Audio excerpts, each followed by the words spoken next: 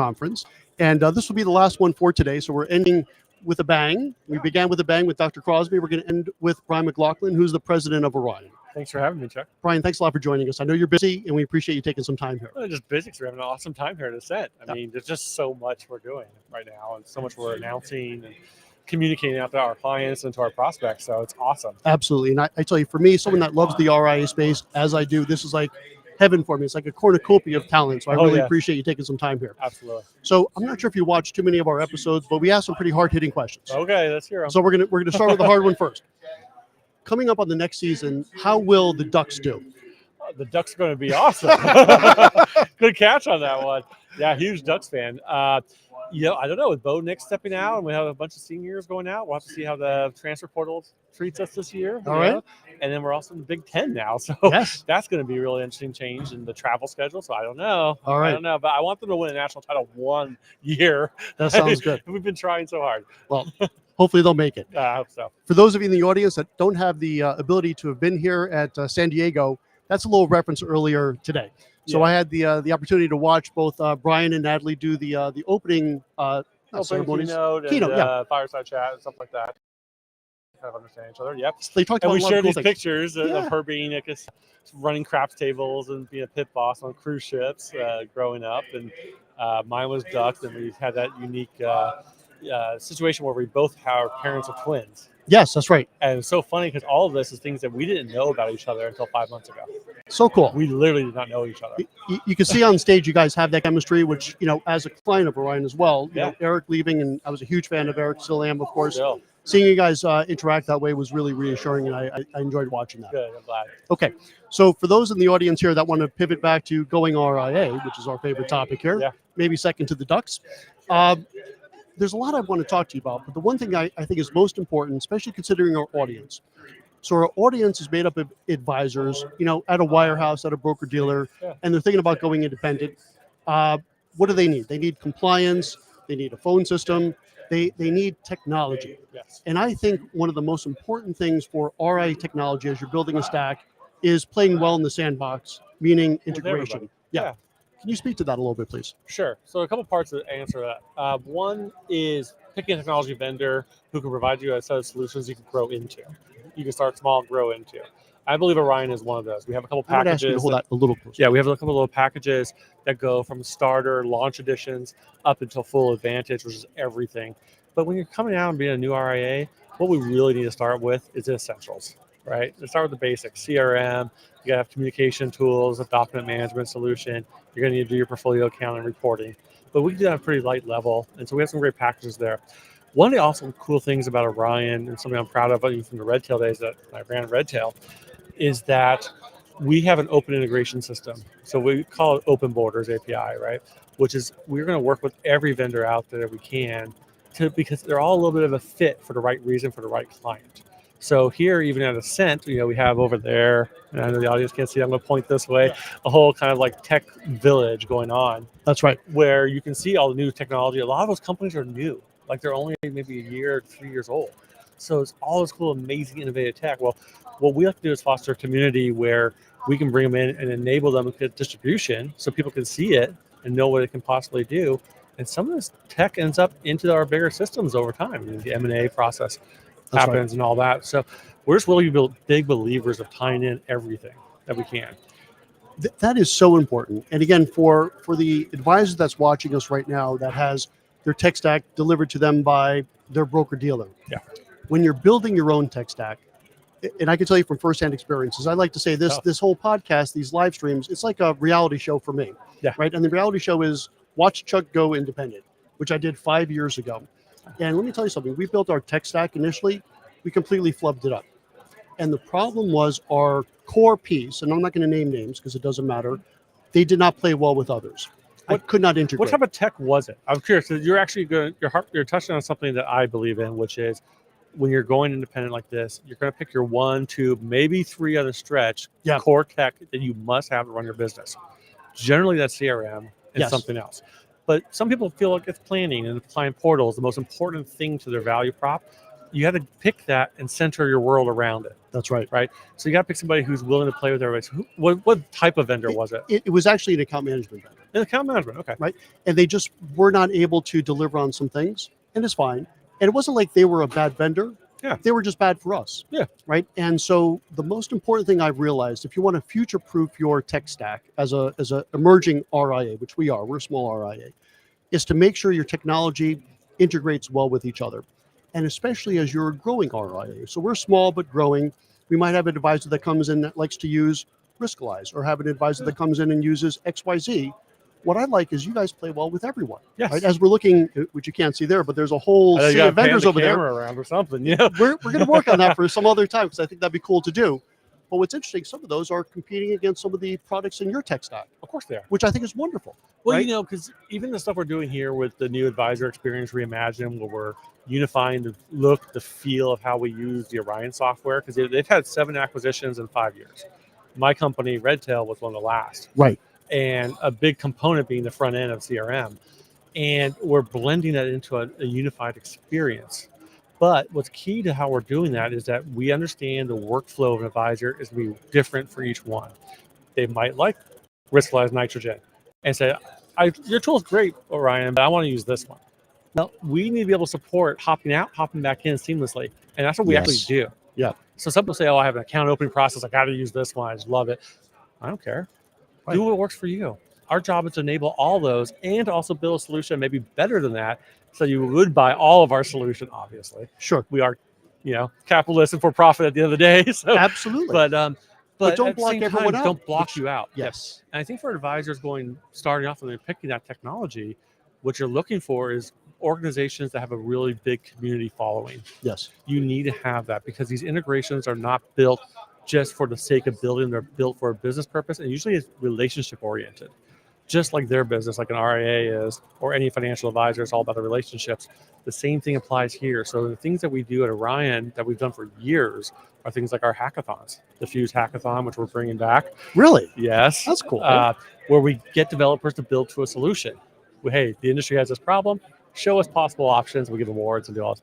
Yeah, we've done it for a long time. I think I started back in the Redtail days, and then Orion and Eric Clark took it off from there. You know what? I wasn't aware that you guys did that. Yes, I think that's really neat. We should cover that some point, because I like that idea. It's bringing all that, into the ecosystem. It had to slow down because of COVID, and we're bringing it back now. Yeah. But those are the ways that we build those relationships, connections with the other companies to build the better integrations for advisors. Ooh. And so while you service and work with everybody, you have to work with a bigger company that has that community and that engagement option for these companies like the Village over here to get in front of everybody and to explain what they're doing and how they're doing it. And then for us to look at it and say, how can we support you to get you in front of more advisors, right? Because it's a win-win at the end of the day. I love it. And again, as a user myself, and there's a lot of good people you should be talking to, and you should talk to a lot of folks before you make a decision. But as a user myself of Orion, I was very pleased to see that opening keynote. Yeah. And I think the biggest theme that I heard, at least, was integration. And I think that is absolutely paramount for a growing firm, because you don't know what is kind of secondary technology you're going to swap out at some point. Correct. And if you're going to swap, you have to make sure that the central point can still communicate with everything else. Yeah, that this still keeps going. That's why you got to pick that couple, 2 or 3 max core technologies. Yeah. You must have to run your business. Remember, you are running a company at the end of the day. Right. So that's prospecting, that's opportunity tracking, lead gen, that's all marketing, it's all this type of stuff. So that's why we generally look at either the CRM, but I also understand in the space, advice and the proposal generation might be more interesting. Doesn't really matter, though, at the end of the day. Pick what's core to your business opportunity, your value prop, and circle around that. And you can just talk to the vendors out here and say, how many integrations and so forth do you have to kind of give you a scope? Do we have 100 of them? Right. There's only a couple hundred vendors here. So if they say like 500 or 600, they're BSing you, because there are 500 or 600 vendors here in the ecosystem. But there's, I think we have almost 300, which covers almost everybody. So that is a good indication of the depth of capabilities that you could have. So you go, I'm ready to do this tool and add this into my arsenal. Right. That's most likely going to plug and play. And that's what you really want, make your life easier. Super important. And also the depths of those integrations as well. You have to ask about the depth of it. Most of them truly are just contextual links drop in. Yeah. Click a link, sign into something. There are a lot of integrations, though, recently that have been coming out that are two-way, bi-directional syncs, Yes. where you update a name, let's say, people update a last name in one software, the other one sees it in real time. So we're seeing a lot more of that, and we're trying to keep pushing that initiative of data democratization for all this information so that people can use it in different ways to make real-time upgraded interfaces. Right. The industry needs it badly to modernize some of this stuff. Without question. I mean, I was actually at the doctor's office the other day, and doctor I've been going How to integrated for years. that is? Yeah. Holy smoke. I had to fill out multiple forms. I had to write my address on 5 different forms. Right. And I was just like, this is nonsense. Yeah. Where's my DocuSign? Right. Let's Can I just DocuSign this fingerprint bad this? boy. Let's That's me. go. Bye. See ya. Right. Face ID something. Yeah, right. But even filling out one form I thought was too much for a doctor I've been going to for years. But 3 or 4 forms? That's a lot. That's just insane. Yeah. So whatever we could do to make our industry not that, I think would be good. Okay, so one of the things one of the many things I love about coming to these conferences is getting some new news. Yeah. What can you tell us that's really exciting that you guys are announcing here at Ascent? Well, we announced a ton of stuff. I know. My teams Pick have been one, your my best teams one. been very busy lately. Really proud of all my teams out there. Probably my personal favorite is probably the Orion Compare tool. Okay, yeah. So the Compare engine is basically a proposal generation tool. And what we did is we simplified the workflow engineering behind creating proposals with the personalized individuality that we want to offer clients. And as we know, and we see in the surveys that we did, other surveys out there, that businesses have a lot higher revenue potential if they personalize to their client individual pace. Yeah. Hence custom indexing, direct indexing, that type of stuff, the popularity of that. So this allows us, though, to go and make a sandbox, like what if scenario playground. I like to liken it to almost like the financial planning tools have been doing, the Money Guy Pros, the world of stuff, where they would have like a play box area where you can slide the sliders, it would tweak the plan. Clients love that. The clients love it because you can do it in real time with them face to face. Now you can do that with proposal generation. So let's take a look at your existing account. Here's my proposal. Oh, well, you know what? I'm really not that comfortable with the taxes on this. We'll slide that down. Okay, cool. Here's the adjustment. Different assets been proposed. Then we also integrated AI into it, which is nice. We're still using it as more an assistive technology, but using Gen AI to go ahead and provide executive summaries for advisors to help them understand how to talk to that person based on those settings. So for an example, what we showed today was if you have your client do the B520, which is basically a really quick 2 to 3 minute online form that basically identifies your tolerance and your values towards money. Like how do you talk about it? How do you feel about growth and risk? Real simple stuff. And it gives you kind of a metric or a persona. Mine was financial optimist, and somebody might be a maximizer. And then that plugs into the prop gen as well now through Orion Compare. So you can see like, hey, I'm talking to a maximizer type persona. Here's the proposals generated. Here's all the assets that are going to happen. Here's how you talk about it to that type of person. Wow. See, that's something the advisors aren't being taught enough, is to how to talk to that relationship in a way that's meaningful to them based on how they feel, because there's always a gap. The advisor is one thing, their client's something else. Yeah. And so this helps bridge that gap really nicely. And then the last thing I love about it, that made it go A to Z for us, was this one click, do the trades. So really? Client says good to go. We sign it, DocuSign it, done, execute trades. That's super cool. Yeah. I've always so loved much technology. Even before I got into the RIA space, I just always loved technology. I had good old Apple II Plus back in the day. Yeah. Before you were done. Did you have one? Yeah. Yes. Okay. Right on. So I haven't had a chance to check that out myself, but I will tomorrow. I know you guys are doing some we have a couple rolling sessions demos. here, so please check it out. I definitely will, because that sounds like something really interesting. And what a great use of AI. Yes. Because we get that question a lot from advisors. Like, I hear about AI, it's going to change how I do business. How? That's probably a good example of how. Yeah. So we did it a couple different places. Last year, we released it through the Redtail products, Redtail Speak in particular, which is our chatting application, where you can text and chat to clients compliantly. We added in automatic reply suggestions.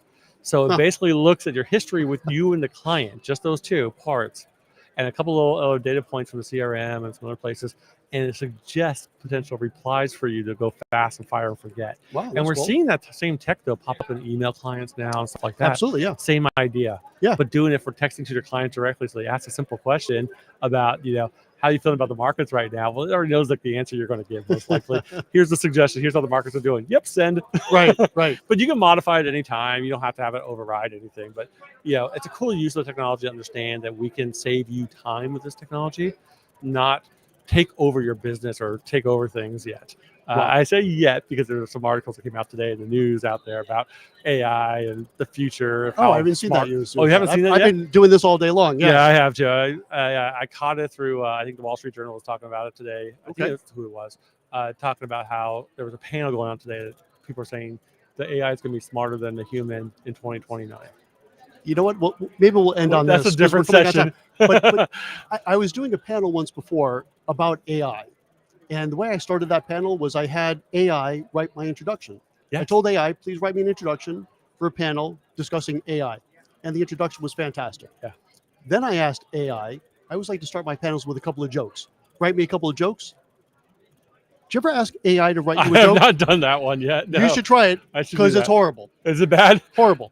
And my point Are is, we like bad dad jokes type style or what? Just stupid, bad? just like you're not a human, obviously. Like Gotcha. no human would consider this to be funny. Yes. And the point is, AI is great for getting that data, but it doesn't have that human touch yet. Hopefully it doesn't ever, because that's a whole other world. That's a whole different conversation, but yes. But that empathy, that human interaction, maybe it will learn at some point, which could be a scary world. But I tell you what, today it doesn't. So helping advisors gather and compile the data, sure, but to interact with the human, assistive, identifying potential opportunities, recognizing gaps in things that they're doing. Hey, you're not scheduling enough client reviews, or this person should have a higher frequency or lower frequency of communication.